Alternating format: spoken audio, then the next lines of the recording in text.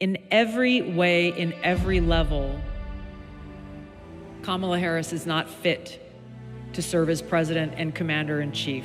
This is not about Democrats versus Republicans in this election. This is about us as common sense Americans who love our country, choosing freedom over tyranny, choosing peace over war, choosing prosperity over economic hardship, and always choosing the best interests of the American people and our country first. The most amazing and the strongest I've ever seen, I think, in American politics is Tulsi Gabbard, RFK Jr., Elon Musk, all coming out and saying, I'm not necessarily stopping being a Democrat. I just can't be that kind of Democrat. The Democratic Party has abandoned all of its principles, and I think it's such a danger that I'm going to stand with Donald Trump. All right, guys, we have 46 days to go. Happy Friday. We've made it through the work week.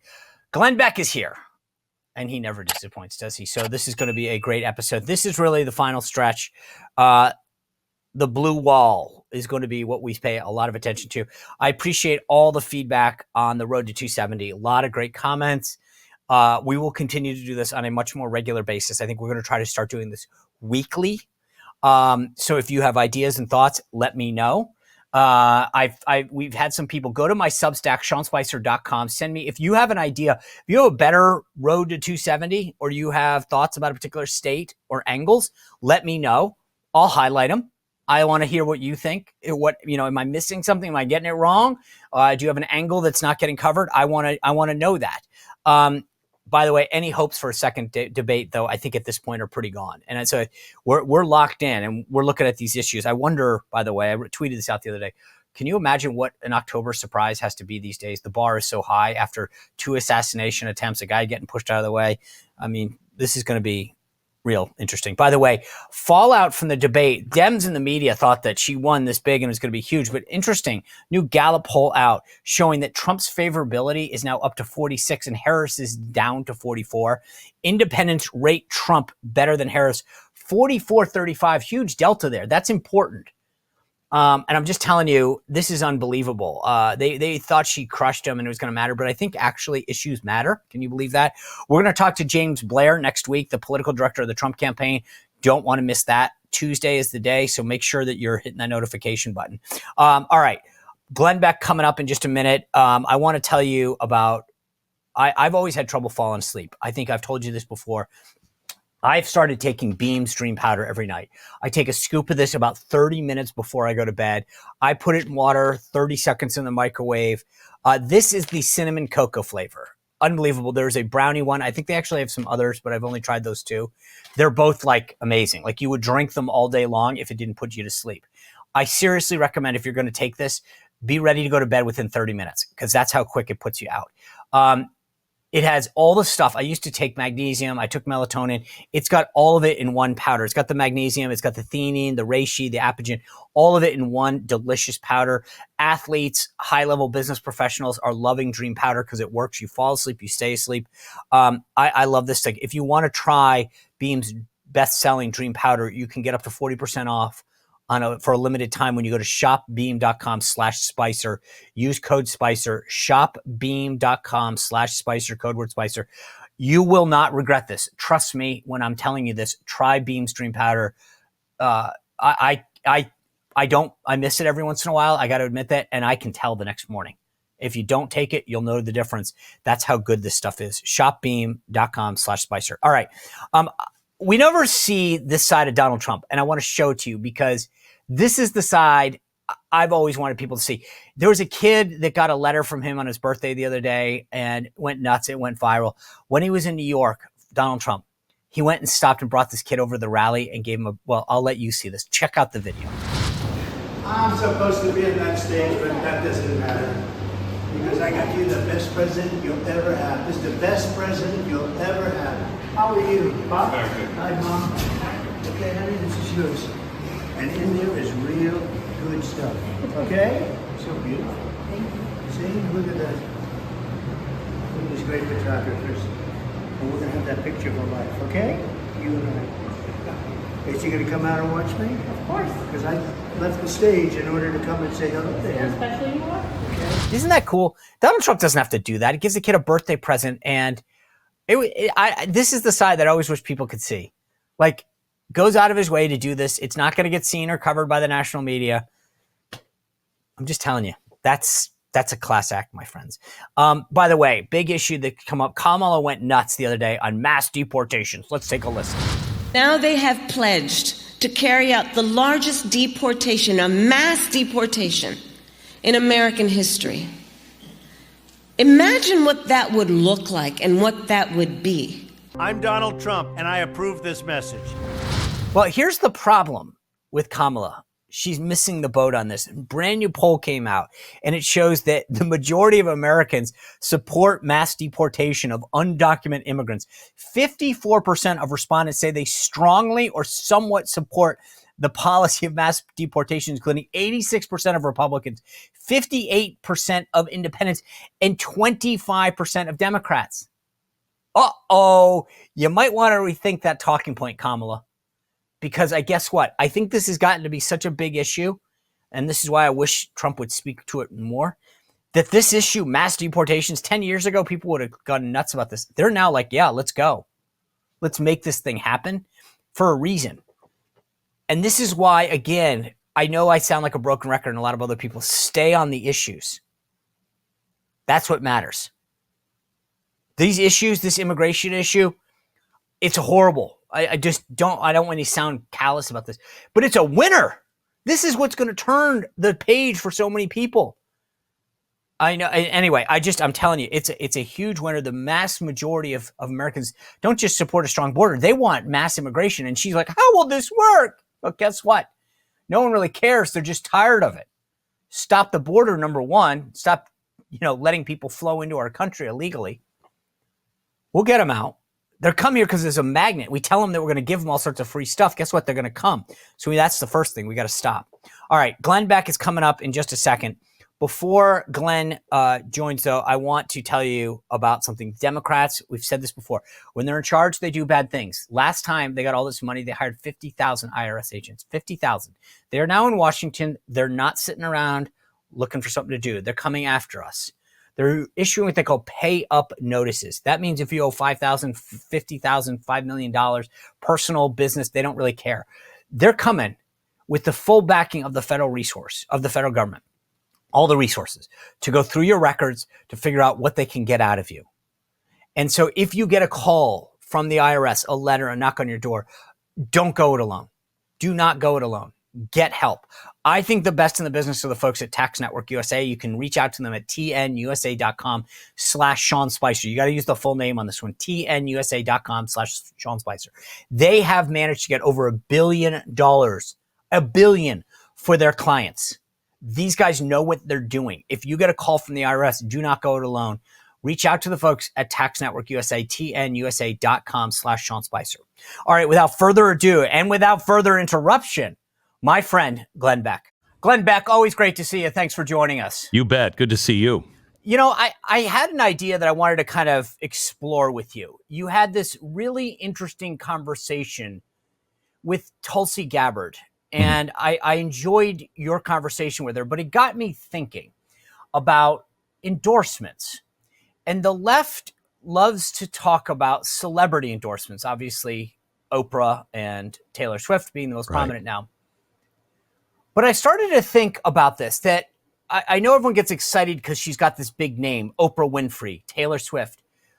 But the passion and the commitment that someone like Tulsi brings, I think is going to be a lot more impactful. And the way that he's using her as a surrogate, I think is actually much more impactful.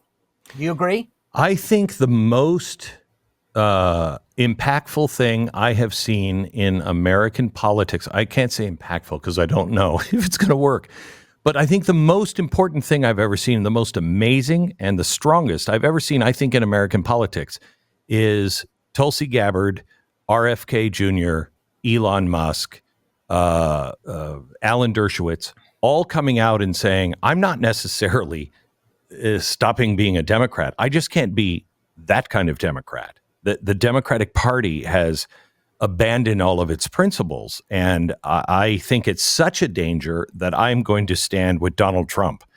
I've never seen that before. You'll see it from time to time with, the people who are always on the fence. Robert F. Kennedy is an icon, obviously. Alan Dershowitz has always been a Democrat. Tulsi Gabbard ran for the president as a Democrat. This is remarkable. Elon Musk, he's coming out and standing with Donald Trump, a guy who didn't in 2016, and is more of a center left than anything else. I think this is remarkable. And I honestly, Sean, I don't understand why, at least in the polls, we haven't seen more of an impact from that. It's funny. You literally read my list. It was Elon Musk, RFK, and the reason that I thought this was interesting, because I don't put a ton of stock into endorsements. Like, so what? Agreed. Taylor Swift. If I want, I went and saw, I will admit this, okay? Just forgive me if you care. I went and saw James Taylor the other night. I like his music. I've been seeing him since college. Yeah. I don't want to hear about his politics. I know where he stands. I like the music, although he is getting older, but that's a side point. But I could see somebody saying, I like Taylor Swift's music, and that's what she's apparently good at. But I don't really care what she thinks about politics, right? I don't, if somebody comes to me and says, Sean, I really like your show, I'm thinking about having surgery. What do you think? I'd say I'm the wrong guy to ask. Correct. The thing about the people that you mentioned, though, Elon Musk, Robert F. Kennedy, they are passionate about issues, Tulsi Gabbard. And I kind of go, if you're a follower of theirs, you follow them probably because you care about a particular set of issues that impact your life. And I actually think that we're underplaying the potential impact that they'll have, because if you like Robert Kennedy and he says this guy Trump gets it, you'll go, all right, I'll support him. I don't think because I like Shake It Up that I'm going to vote for Kamala Harris because I like a Taylor Swift song. I don't. So here's what I think has to happen for maximum amount of impact. You remember when George W. Bush was running? It wasn't going well for him. At the very beginning, and he needed a game changer. And so he announced, his Department of Defense. He put this team around him, and all of a sudden you were like, oh my gosh, he's got the dream team. I think if Donald Trump would take this a step further and say, this is the guy who's going to clean out medical, I'm going to make him, Department of Health and Housing or whatever.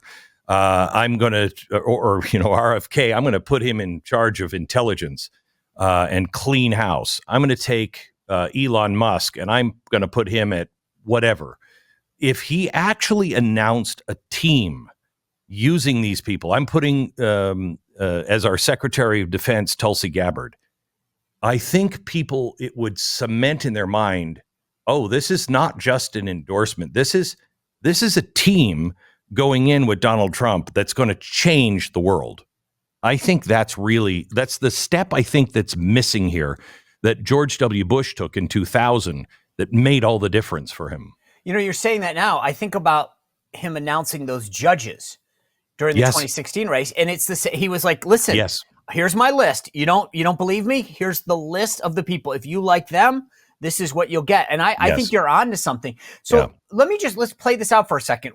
You mentioned Secretary of Defense or whatever.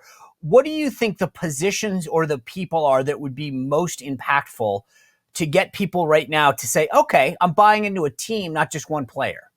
I would actually name Elon Musk as, it would have to be a special, I hate these things, but a czar.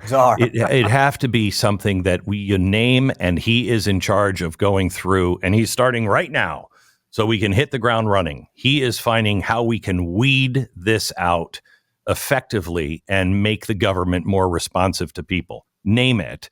Show us how it's going to work. Then and I think Tulsi would be good for the Secretary of Defense. She is not pro-war. She hates the way the Pentagon is being run.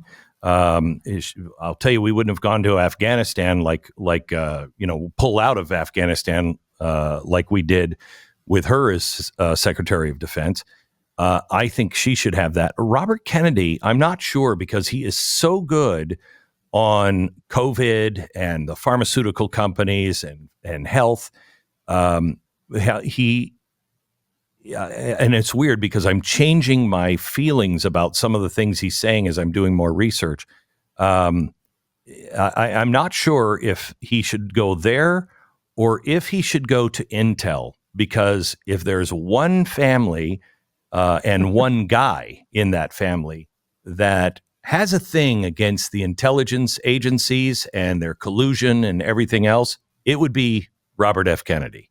And so I think he would be tremendous to clean out the intelligence industrial state, which has to be done. You've had conversations that you just mentioned, getting to know these people. When you walked into the interviews that you had with some of these people, you're a very strong, opinionated guy. Did you think, okay, I think I know who this RFK guy is, or I think I know who Tulsi Gabbard is? Did anything surprise you? Because I also know that you do a ton of research. Like, your books are amazing. They're very well thought out, very well researched, and you come with facts and figures. I mean, your whiteboards are notorious where you get, I mean, this is you. So are you ever shocked based on the amount of research that you always do when you tackle a subject or an interview? When you have that conversation, you go, I didn't expect that of Tulsi Gabbard or RFK.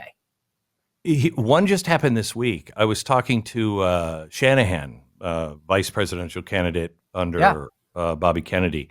And she just kind of threw out, I don't believe, we were talking about this feeling where when you first are exposed to what the machine is and you really understand, oh my gosh, it's nothing like I thought it was. It's actually really corrupt. You kind of go through this period of mourning, personal mourning, where you're like, oh my gosh. And then if you can get past that feeling, then you start saying, well, I want to fix it. And she was talking about that. And she said, because I don't believe anything that I used to believe. She said, I thought it was absolute nonsense crackpot stuff that the 2020 election was stolen. And then she just went on, and I said, hang on just a second. Do you believe it was stolen now? And she said, oh, absolutely. Really? That shocked me, because that's a massive turnaround from somebody who just happened to watch the machine from the inside. Yeah, I get that. It's sometimes people who don't, and it's a lot of institutions. You believe that it's got to operate this way, or there's got to be well-meaning, and then you get inside and you go, there's no way that it really operates like this. And so we've talked about the people. I want to talk about the tactics for a minute. Yeah. Donald Trump, he was on Gutfeld the other night. He walked into a crypto bar in New York and purchased something. Action by a president on the Bitcoin protocol. History. You know what that means? History in the making. And I've been doing this for 30 years. Did my first campaign, 1994, Contract with America stuff. And there was always this, like, you walk down the street, you shake hands with the shop owners, and I'm watching the Trump tactics and the people he's talking to, the Nelk boys. And, he goes, I mean, the alternative media. To me, this is fascinating watching a 78-year-old man embrace these tactics that normally you would be having a bunch of young whippersnappers saying, Mr. Trump, let's go into this crypto bar and you buy something. And, I could see him being like, I don't even know what you're talking about. He's like, he was so proud of I know, but it's so fascinating to watch this. Here's the guy that's on the cutting edge of tactics, doing shows, showing up in places. The rally he had in New York. It's like all of these things. Did you watch all of that, Sean? I can't say I watch every moment of it, but I watched a good portion of it too. I didn't watch all of it. But I thought that was one of the best speeches he's ever given. I mean, the guy is, I wrote to him last night, I'm like, you are on fire right now. Even his teleprompter work was so good. He's internalized these things. I don't know if that's the shooting or just because of everything he's gone through.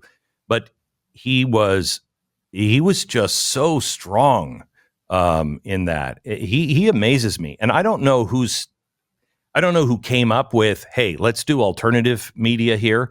Not that he's running. I mean, every time I've ever seen that done, it's because Kamala doesn't want to do an interview with somebody, or Joe Biden doesn't want to, or Obama doesn't want to because he's trouble. So let me go to these people who do an interview with him in a bathtub.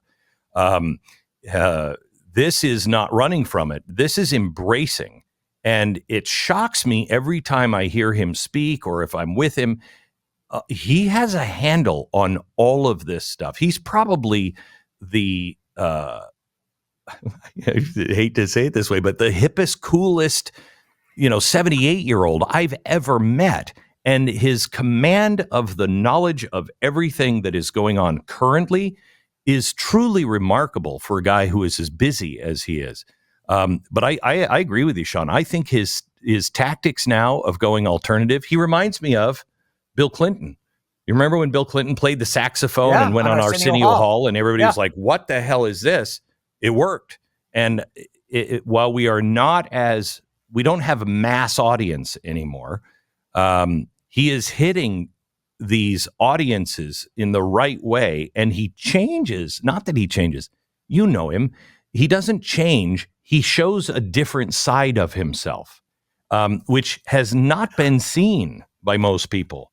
And he is just, he's likable. He's just really likable in those scenes. So I have known him a while, like 10 years, right? You and I were at that Moms for Liberty event in D.C., I don't know, 10 days ago, a week ago. He gets up there and he has this discussion. And that's, and I was telling my wife when I got home, I mentioned this to the panel yesterday. He gets up there and tells that story about The Apprentice. Now, I know the national media and a bunch of leftists are like, who cares? Listening to how he played ABC off NBC and like, it's unscripted, it's authentic, it's real. I was so captivated by the discussion. And Tiffany Justice, who's the head of Moms for Liberty, was asking him the questions. And to your point, it was like, he has a way of storytelling that's captivating. And it doesn't sound like a politician getting up there giving a speech, reading sound bites. And I found myself, after knowing him as long as I have, going, I'm still captivated by these stories. And I'm sure somebody else had heard it before. But for me, I never heard that. And I was like, I'm watching everyone in the room thinking, this is really cool. Here's a guy who's running for president telling us about how, he made the deal for The Apprentice. And how Mark Burnett came in and you heard the whole thing, but I was just like, this is it. Like, I feel he's relatable. He's excited. It's not normal. Yeah. I was with him last weekend. What day is it? It's Friday. So it was last weekend I was with him and he was giving a speech and he just talked about what it was like to watch the operation of al-Baghdadi. And there's a comedian out there who's like, al-Baghdadi, he cried like a baby. I wouldn't have cried. I was waiting for him to do that, but he didn't. But it was fascinating. And when he does those things, and if you're there and you're listening to him, it feels like your friend is president and he's telling you, you wouldn't believe this, man. This is so cool. You know what I mean? And I think that's what captivates his audiences when they're there. I wish people would actually listen to those parts of the speeches. He was so passionate about where we are as a nation and what the consequences are after this election, because we are at the crossroads. We are at the end, Sean. We either save the republic or we are the generation that loses the republic. It's one of the two. He was very, very clear on that, but he was not yelling and screaming. He wasn't making threats. He wasn't, saying they've got to be stopped no matter the cost, he was just explaining, this is what we're up against. This is who they are, what they believe. This is what I believe. And I think it's what you believe and most Americans. And he was in many ways, to me, he was so relatable because you remember that line when Dukakis, was on the tank? Yep. And was it him that said in the Saturday Night Live skit, I can't believe I'm losing to this guy? That is so Donald Trump right now. I mean, I can't believe it's this close. Well, so I want to ask you, but it's funny because every time when you were talking about that, I keep thinking back to that time when I was at Mar-a-Lago. The president, we go into the skiff. We're watching the bombing of Syria, and we walk up and re-engage in dinner with President Xi, the president of China, and he just goes, "Sorry, important business. We had to drop some bombs." And it was like, oh my God, like that was the most undiplomatic thing. But I'll tell you what, the look in Xi's eye was, holy crap. Yeah. I can't believe this is happening. And it's just, but the message is clear. I will do what it takes. And I don't know. He always communicates in such a fascinating way. But I want to touch on. I think that's changed. I'd love to hear your opinion on this. I think that's changed. I think these assassination attempts have changed him. Oh, okay. Tell me why. Have you ever had a serious death threat where it came close? Not as close as it did getting shot, but I've had some health issues. Okay. So, I mean, I've had it close, not Donald Trump close, but I've had the guy right here and he was taken to the ground. And that clarifies things. You start to say, at least I did, do I believe what I'm saying enough to die for it? And I'm not going to say things that are not worth dying for.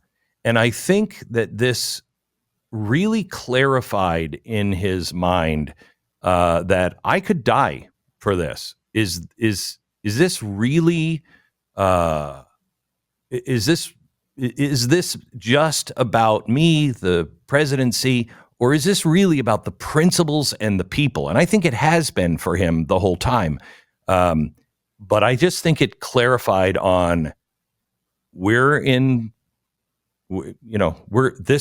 are the times that try men's souls. We might lose our lives for this, but we're moving forward. I just, to your point, whether it's a gunshot or a health scare or something, those are those moments that wake you up in life and you go, all right, what are my priorities?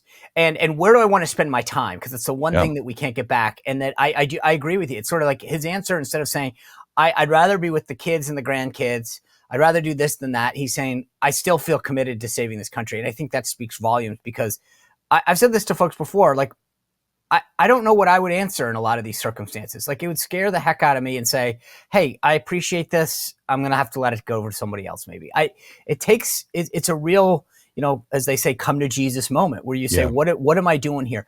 But I want to touch on, you mentioned this twice, this moment about where we are. And I keep thinking to myself, exactly what you're asking. Why is this so tough? Why are we watching what we're happening at the border? Whether it's fentanyl coming over, terrorist threats, criminal threats. I was having this conversation with someone the other day. I'm walking down a strip mall not far from our house, and this dude walks out of the TJ Maxx full of stuff. Okay. And the alarms are going off, and I look in the store in the entranceway, and everyone's like standing there going about their business. And I made a comment afterwards twice to different groups, and they both said, yeah, unfortunately, that's where we are these days. And I was like, but why? Like, what? This is insane. And I guess my point is, with all of this happening, crime, everybody I talk to seems to say, yeah, that's crazy. Like, we got to fix it. We have one leader that's saying, I will stop this, whether it's the border, the criminal activity, I will, all of it, restore law and order. And yet, I still don't. I mean, I get you might not like him. I have this conversation. I'm sure you do too. Mm-hmm. I don't like some of the personality traits. I don't like the tweet. But I'm like, well, do you like that, or getting robbed, or watching people flood over the southern border? Why is it that the deal is so hard to close? Because they think he's Hitler. They've absolutely convinced a lot of Americans that he will build concentration camps. He'll kill gays. He was the first president to say, on day one, I think gay marriage is fine. I don't have a problem with gay people. There was Barack Obama didn't do that. Hillary Clinton didn't do that. None of them. He did. They have taken him and made him into this monster. Now, he's done things that, hasn't helped. But listen to the lies that the third grade verifiable lies that they tell about him all the time to make him into this monster. And I just think, I've been doing some research on cults because I can't explain this. It's like hypnosis or a cult, and Maybe it that's is the a answer. cult. It is a cult. It's got to be. It is. I mean, I think you're on. Well, you're always. That's why I was saying before, I'm not trying to butter you up, but when you read a Glenn Beck book or watch a Glenn Beck show, you come with the receipts, and I love that because it's always like it's not a theory. It's like here's the math, and I show you on the whiteboard I think once again you're probably onto something because. I just don't get it. I'm like, you may not like him, but can I just, you invoked Hitler. And I dealt with this in the White House all the time. Yeah. And the thing that was so funny is I'm like, to your point about not doing it in the past, his son-in-law is in the White House. The most powerful person that they said was ever near Donald Trump. If you ever want to influence him, go to Jared Kushner, Jewish. His his daughter. He's a Jewish. very bad Nazi. Steve, I know he's a horrible. Stephen Miller, Gary Cohen. I could go down the list. Stephen Mnuchin, the Treasury Secretary. I'm like, for a guy who hates Jews, he does a really bad job of keeping them away. And in fact, he surrounds himself with them. He's like, he talks to Netanyahu all the time. I'm like, it was amazing. I'm like, are you guys at least trying to fake how bad you don't get this? Because you're painting him out to be somebody and none of the facts actually, whereas all these other leaders that you mentioned on other subjects apply to this one as well, never did anything close to this in terms of having kind of leaders like this around them. Let me tell you something. It is so amazing. Yesterday or 2 days ago on MSNBC, they had a general who said, Putin, he's going to be kind of fearful of a mixed race, mixed marriage, biracial woman who's strong. And I thought, are you out of your mind? That's how far down the lunacy trail they can say anything. I've got all this research in front of me. Let me just give you these highlights of the signs of a cult. One of the clearest signs of a cult involvement is the existence of unquestioned leadership and group authority. We have that. Follow the science. Us versus them. Cults foster an us versus them worldview. Members are conditioned to believe that they are the enlightened ones, while the rest of the world, including family members and friends, are misguided or evil. Isolation. Another hallmark of a cult is isolation. They make physically or emotionally distanced members from their own families, friends, or anyone else. They then expect extreme devotion and sacrifice. Cults often require devotion, including financial sacrifice, abandonment of previous relationships, or total commitment to the group's activities. They're asked to give up personal identity, time, and autonomy in service of the group's goals. Control of information. In a cult, information is tightly controlled. Members are discouraged or forbidden from seeking out or outside news, literature, or opinions. Don't think for yourself, gang. Then fear and guilt. Listen to this one. Fear, shame, and guilt are powerful tools in a cult's arsenal. Members are often told that leaving the group will result in catastrophic consequences, either in this life or in the next. These fears, along with feelings of guilt, are used to keep members compliant and loyal, even though they might have doubts. Manipulation through love bombing. First, cult members are often subject to love bombing, a flood of attention, affection, and validation. You're a victim. We understand you're a victim. Those are the 7 signs that you're in a cult. Oh my goodness. That's the 7 signs you're a member of the Democratic Party. Yeah. Like they probably should put that on their website. That's pretty profound. I know. The group think and the mentality and the tactics.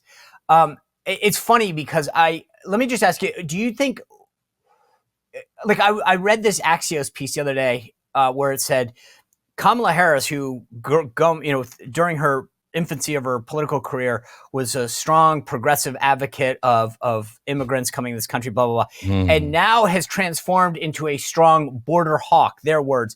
And I was like, oh my God, you're gaslight. I mean, like, what do you mean a border hawk? But is the media part of this problem and part of this cult mentality? Is that, that's got to be it. Yeah.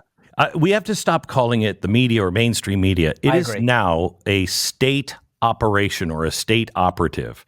It is an extension of the Democratic Party and the government deep state. That's when we all call it it is. mainstream media, by the way, we're making them sound good. Mainstream media, I agree with you. We got to rebrand this. They're state media. They're state-run media. Listen, let me ask you this, Sean. If I came to you and I was somebody that you listened to, and I gave you advice from time to time, and I let you in, hey, Sean, listen, this is coming, but be aware of this, this, and this. Hey, thanks, Glenn. If I said to you that this Hunter Biden laptop is a Russian disinformation game, it smells like it. Just keep yourself. Don't worry about this. This is the right doing what the right does, probably along with Russia. And then you go on for 2 years and you're saying that based on that information, only to come find out that that person who told you knew that wasn't true at the time and knew that the FBI had that laptop in their possession 18 months before, and they knew what was on it. What would you say if I called you back up and said, hey, I got a tip for you? Answer honestly, Sean. What you would say, me? hey, dude, sorry, your track record sucks. Right. Like, I'm not you talking lied to me last time. And not just that, actually, you lied to me last time. Right. You knew that. You betrayed our trust. Yes. So what is the media doing? Nothing. They're not saying that. They're talking to the same exact people that lied to them, which makes them either, I don't know, afraid not to say, hey, you lied to me and I can't take your information anymore because it's a complete state-run media with now consequences, which I don't think, or they're just so dishonest it doesn't matter to them anymore.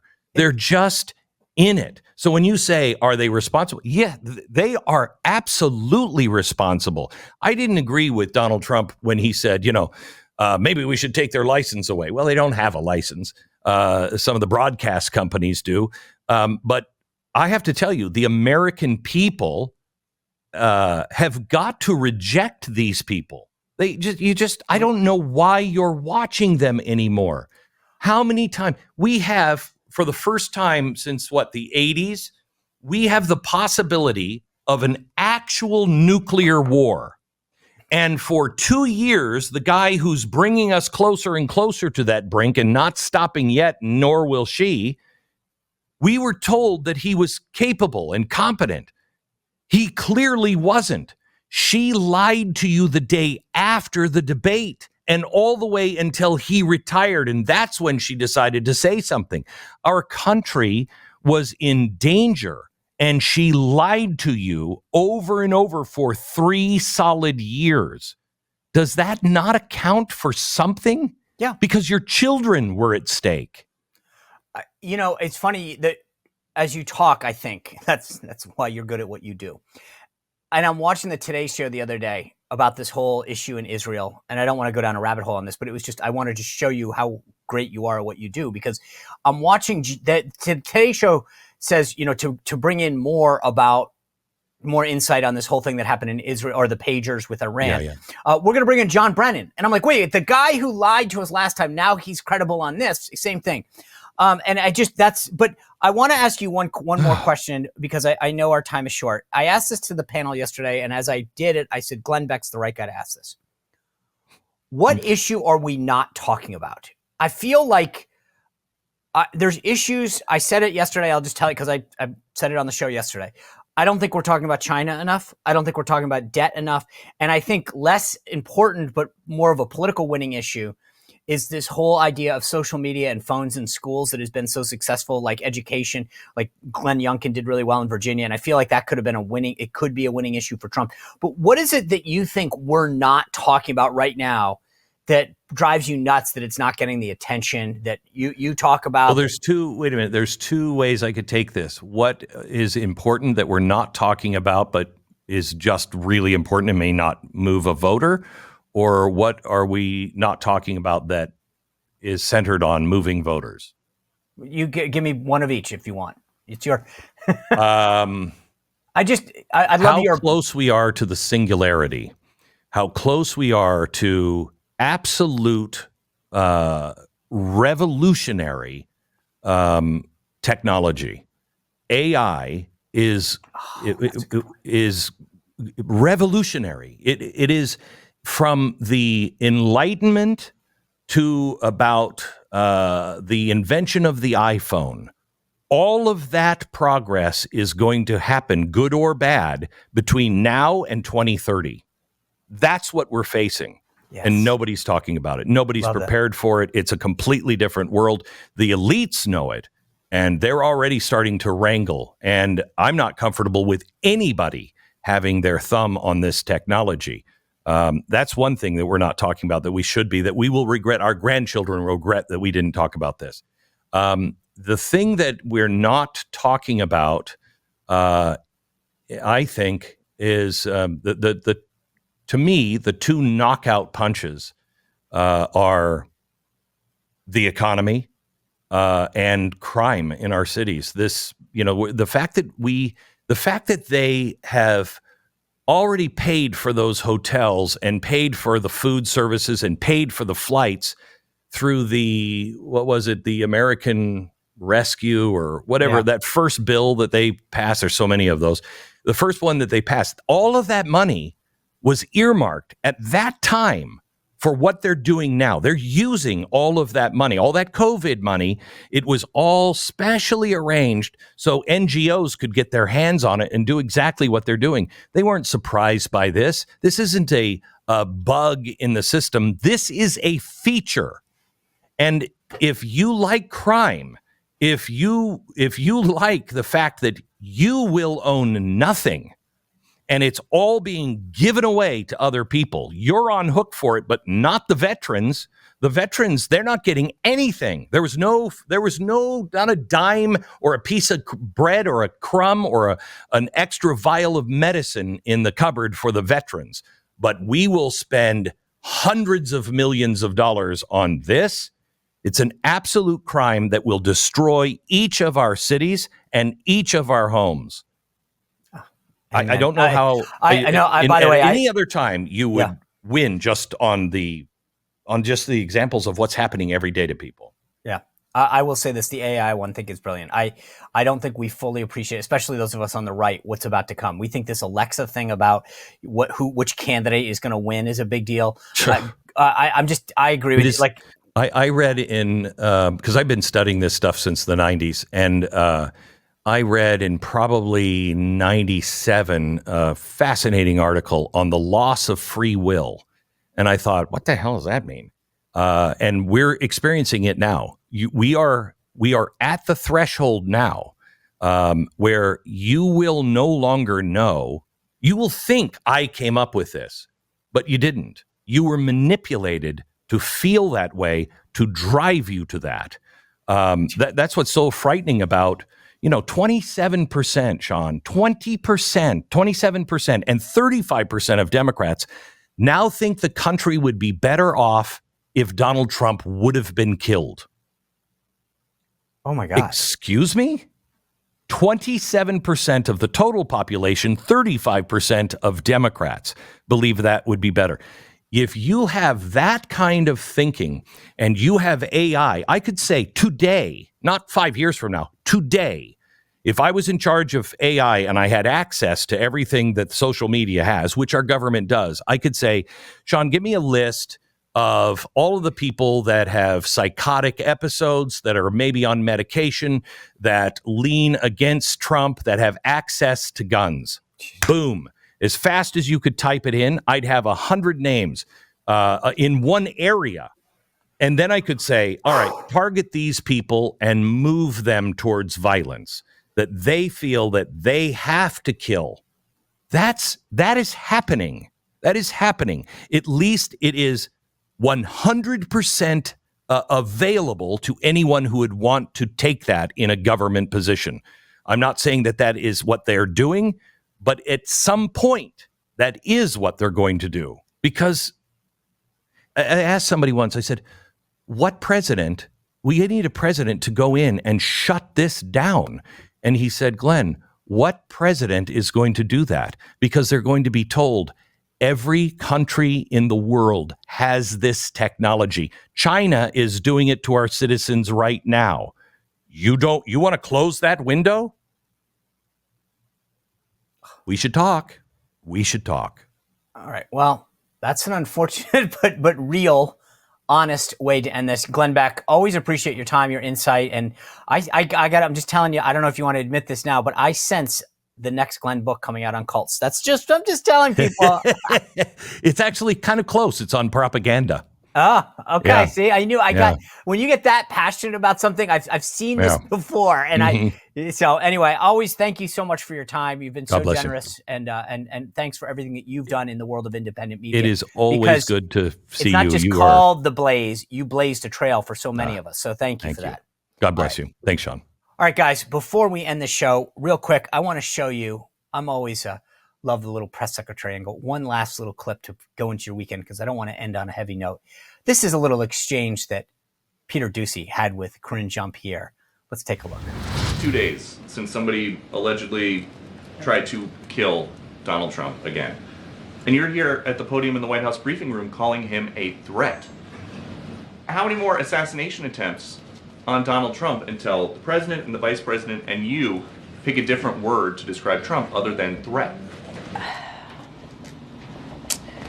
Peter, if anything from this administration, I actually completely disagree with the premise of your question. All right. That's a note we can end on for tonight. We've got a great weekend. I hope you have a great weekend. We have a great week ahead of us. James Blair, the political director for the Trump campaign, he is going to join us next week. Ned Ryan's going to be here. Matt Walsh is going to be here from the Daily Wire. Huge week. Thanks for being with us. Have a great weekend. Continue to subscribe. Go to my website, SeanSpicer.com, to get the free newsletter. Sign up and subscribe on all platforms for the show. Have a great weekend. We'll see you back here Monday. Well, if you enjoyed this content, make sure to like this video, subscribe, and click the notification bell to get more.